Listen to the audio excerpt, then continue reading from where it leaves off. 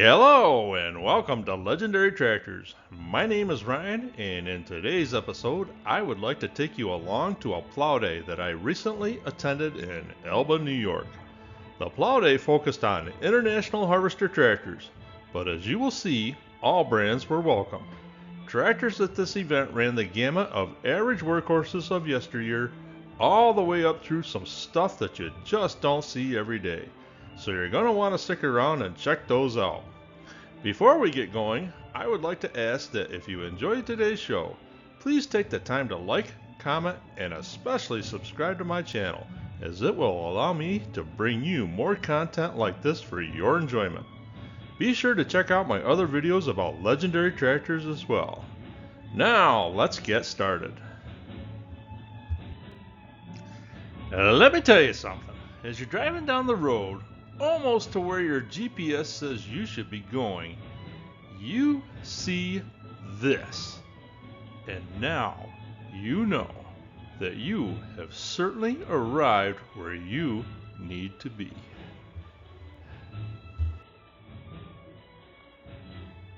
Wow, look at that thing.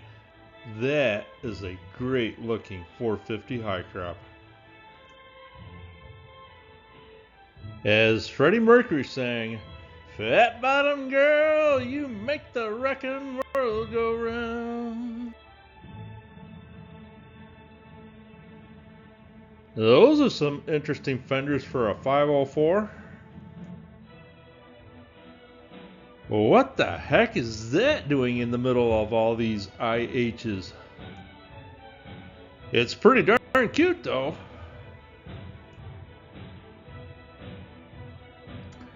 That's something you don't see every day. There were only 2,414 1026 hydro tractors made between 1970 and 1971. Can you imagine if an IH 1206 and a Ford 8000 got together and had a baby? It would be the most patriotic looking paint scheme ever.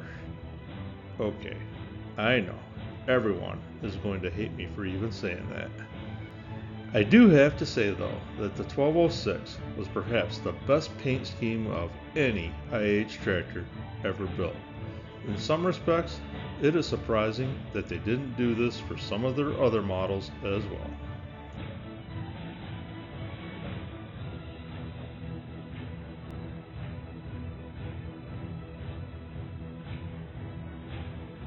Then you see this thing.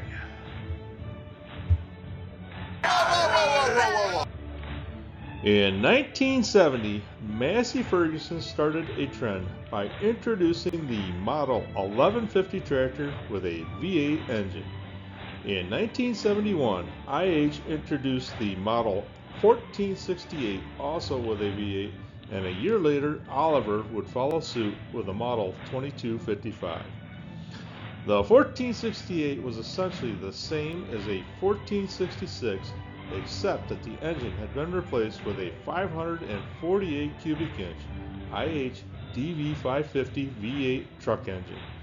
Performance was about the same as the 1466 at 147 PTO horsepower, and when looking at the Nebraska tests for each machine, the numbers for horsepower per hour per gallon and a drawbar pull for each machine is really close. Even the price was close, with each costing around $20,400 in 1974. The numbers that were not close, though, were the sales figures. The 1468 was just not popular with farmers. It sold 2,905 units, while 25,264 1466s were produced. This makes this a pretty rare machine. This one is even rarer. It is sporting the Stew Stuff decal, as were several of the other machines in the lineup that I just shared with you. Stew Paquette had one of the finest international harvester museums in the world in Leesburg, Florida. It was unfortunate that when he passed away, his museum closed and the machines were liquidated. But it is exciting to see that there are other collectors preserving his legacy.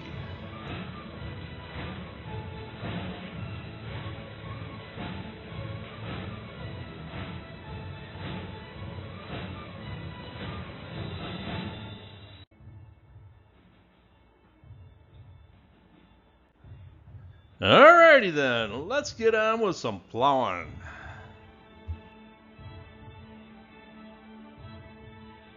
Why so jumpy, amigo? The short answer is because I like to do things the hard way. First off, I like still photography better than video. I went to the plow day and took a bunch of shots in burst mode, looking for good pictures to share with you all. Started playing around and I liked what I got here, so this is what you're getting. There will be some short videos mixed in as well as we go along. This sweet looking International 756 Farmall is getting it done with a set of 5 bottom trailer plows. Considering that the 756 tested out at 68 drawbar horsepower, this unit was handling those plows very well. Perhaps she has had a fuel pump enhancement performed.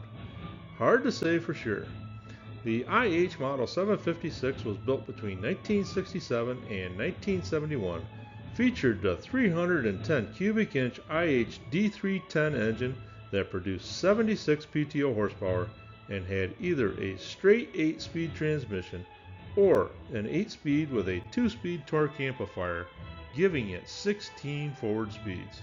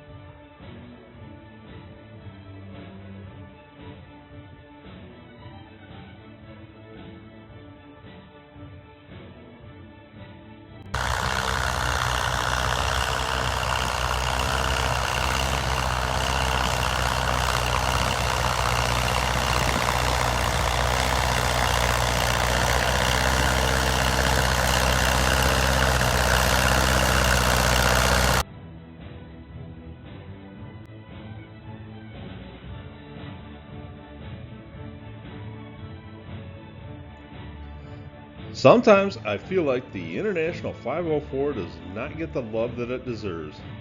Maybe it is because IH followed these up with a 544, which everyone seems to love.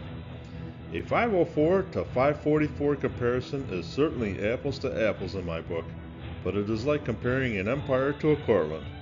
One is bigger and makes a better pie, while the other is smaller and a whole lot more delicious to just up and eat. Both are great apples. Built between 1961 and 1968, the 504 produced 46 PTO horsepower and sold for $4,200 in 1968. This one is doing a heck of a job having its way with that 3-bottom plow.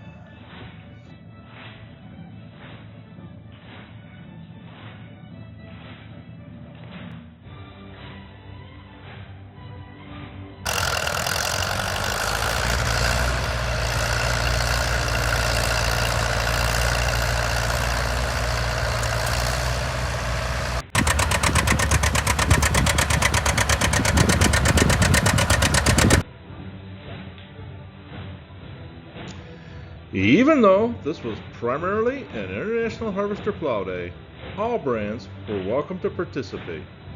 This great looking John Deere 70 is pulling a period correct 4-bottom trailer plow. Growing up, we had a 60 on the farm with a 3-bottom. I spent many hours listening to that sing-song putt-putt of the engine, and seeing this unit brought back so many good memories. The John Deere 70 was built between 1953 and 1956, with a total of 35,868 units produced. It made 50 PTO horsepower and cost $2,800 in 1955.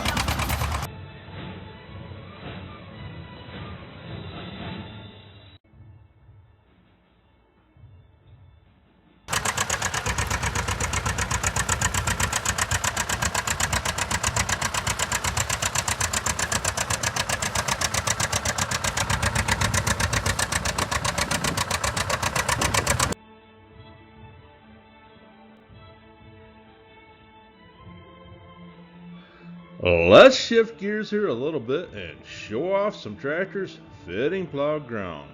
We'll start with a McCormick Super WD6TA pulling a disc harrow and doing a really good job of it. There were 9,084 McCormick Super W6, WD6, and WD6TAs manufactured between 1952 and 1954. Unfortunately, I don't know what the production number of each model was, so it's just a guess on my part as to how many Super WD6TAs were made, but I would bet not that many. Maybe you viewers can shed some light on that. Still, it's a really cool tractor.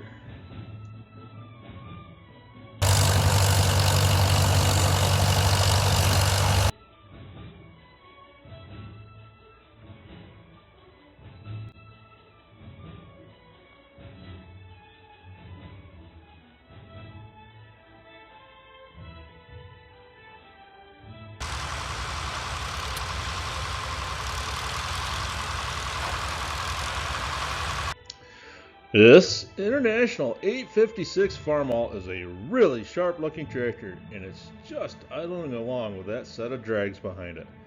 I'm sure it would handle a lot bigger tillage implement without too much fuss.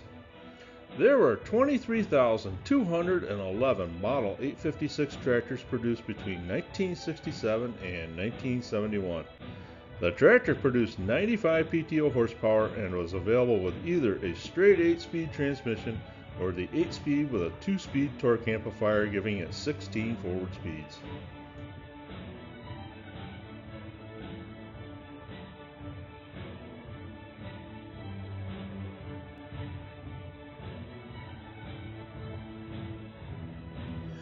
In 1962, Massey Ferguson was looking for a high horsepower tractor to sell in its lineup.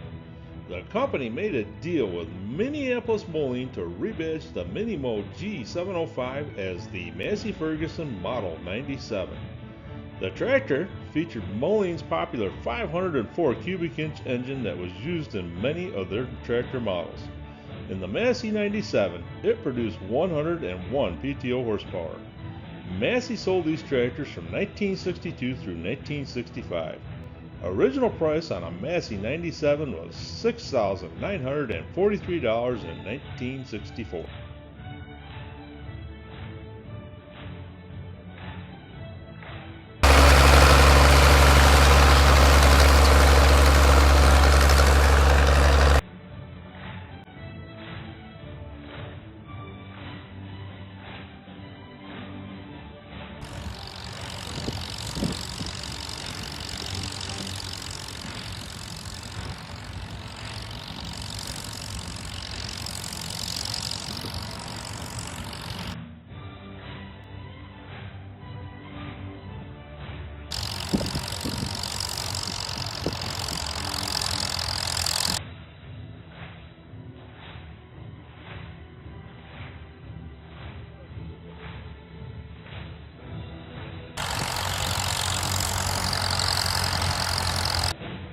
This Farmall M certainly has a very weathered patina on it, but all in all, it is a very straight looking tractor with some pretty nice straight sheet metal, even if there isn't a lick of paint to be seen. This old girl owes nothing to no one. 70 years on from when it first landed on the farm, it is still getting it done.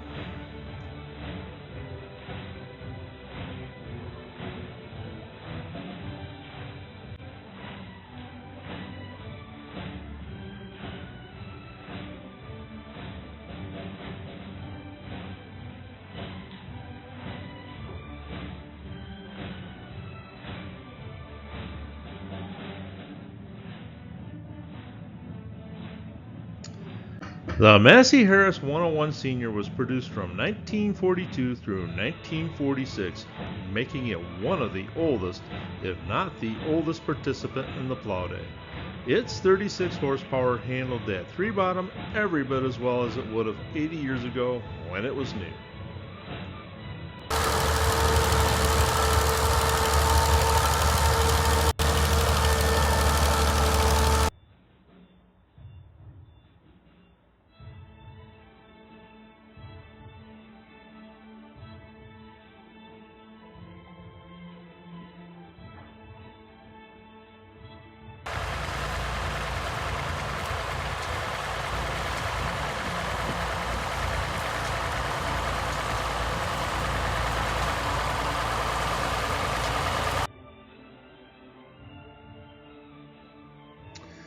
This International 560 is another unique tractor that was at the plow day. The farm all row crop version of this tractor is pretty common here in western New York, but the standard version is not.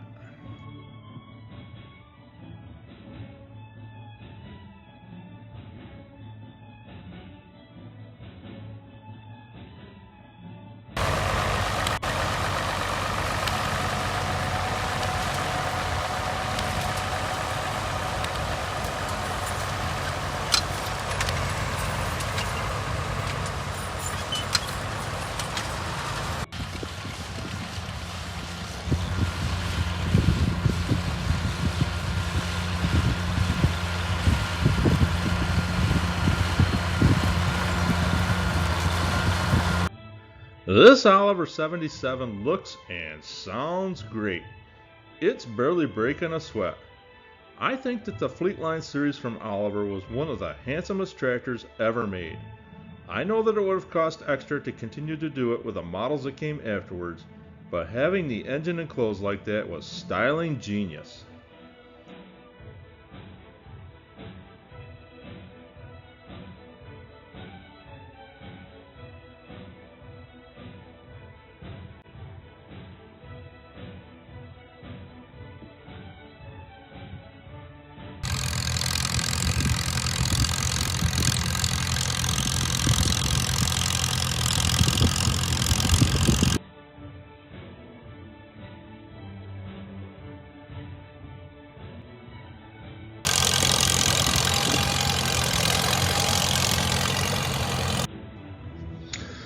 Built between 1947 and 1954, the Massey Harris pony made 10.43 drawbar horsepower.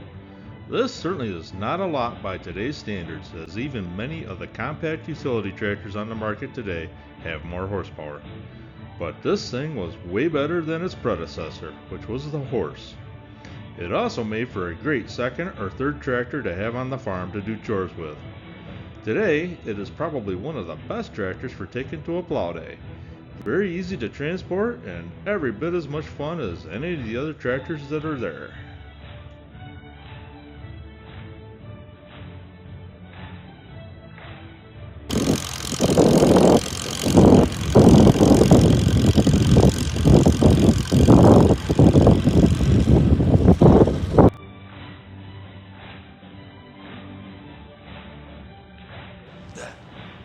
That is just special. Yes, it is. We do not see very many wheatland or standard type tractors here in western and central New York, although 1066 row crops are about a dime a dozen. Well, maybe not as much as they used to be, but they were a very popular tractor on dairy farms back in the 70s, 80s, and 90s. I'm sure that you viewers from the prairie states and provinces run into setups like this from time to time. Let me know all about them in the comments.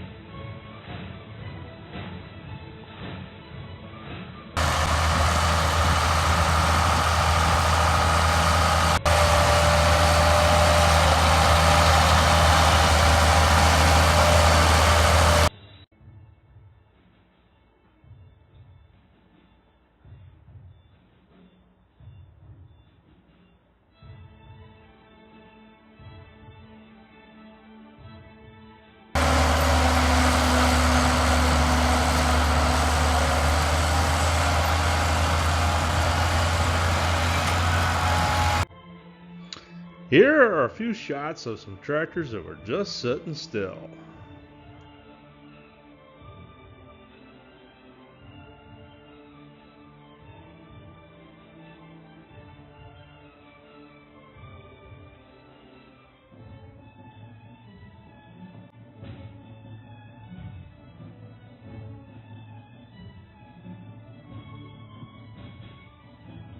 Let's finish up with a few photos of the building where all those gorgeous tractors that were down by the road are kept. In addition to the big tractors, the owner has a very impressive collection of toy tractors as well.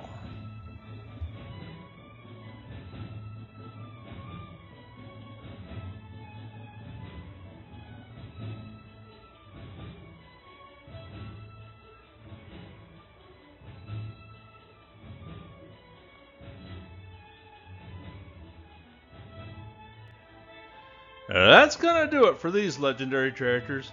I hope that you've enjoyed this video. If you have a good story about a legendary tractor doing a little plowing, tell me all about it in the comments. Please remember to like, comment, and subscribe, and be sure to check out some of my other videos about legendary tractors as well.